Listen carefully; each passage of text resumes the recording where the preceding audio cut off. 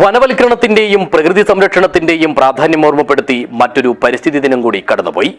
ഭൂമിയുടെ സന്തുലിതാവസ്ഥ വർദ്ധിപ്പിക്കണം എന്നതാണ് ഈ വർഷത്തെ പരിസ്ഥിതി ദിന സന്ദേശം. ദിസ് ന്യൂസ് സ്പോൺസർഡ് ബൈ ഗുണമേന്മയോട് കൂടിയ ഉൽപ്പന്നങ്ങൾ മിതമായ നിരക്കിൽ Sreekrishna hardwares, MG road, Kasaragod.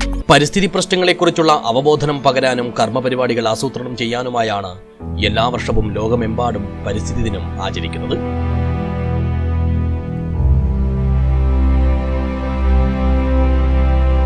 വരൾച്ചയും തരിശുവൽക്കരണവും തടയാനായി ഭൂമിയുടെ ഫലഭൂയിഷ്ഠത വർദ്ധിപ്പിക്കണമെന്നതാണ് ഈ വർഷത്തെ പരിസ്ഥിതി ദിന സന്ദേശം.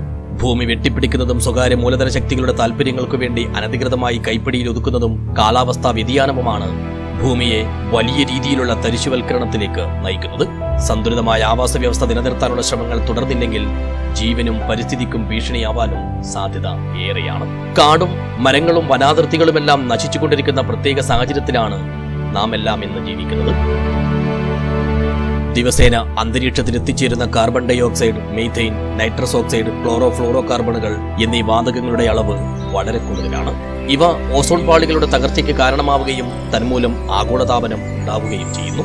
ഇക്കാരണങ്ങളെല്ലാം കൊണ്ട് തന്നെ പരിസ്ഥിതി സംരക്ഷണത്തിന്റെ പ്രാധാന്യത്തെക്കുറിച്ച് പ്രതിഫലിക്കേണ്ടത് അത്യന്താപേക്ഷിതമാണ്. ഭൂമി പുനഃസ്ഥാപിക്കൽ, മരുഭൂവൽക്കരണം, വരൾച്ചാ പ്രതിരോധം എന്നതാണ് ഈ വർഷത്തെ പരിസ്ഥിതി ദിന പ്രമേയം.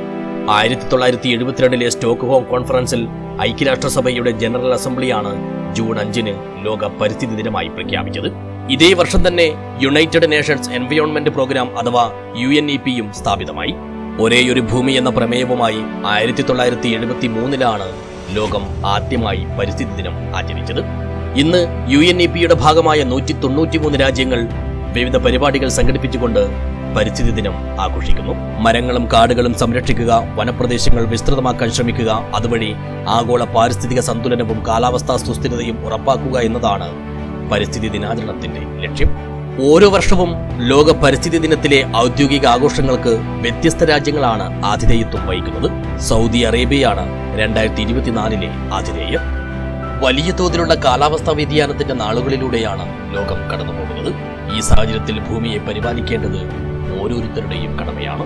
ആരോഗ്യമുള്ളൊരു അന്തരീക്ഷമാണ് ആരോഗ്യമുള്ളൊരു ജനതയുടെ അടിത്തറയും അടിസ്ഥാനവും. News desk, Kasaragod vision.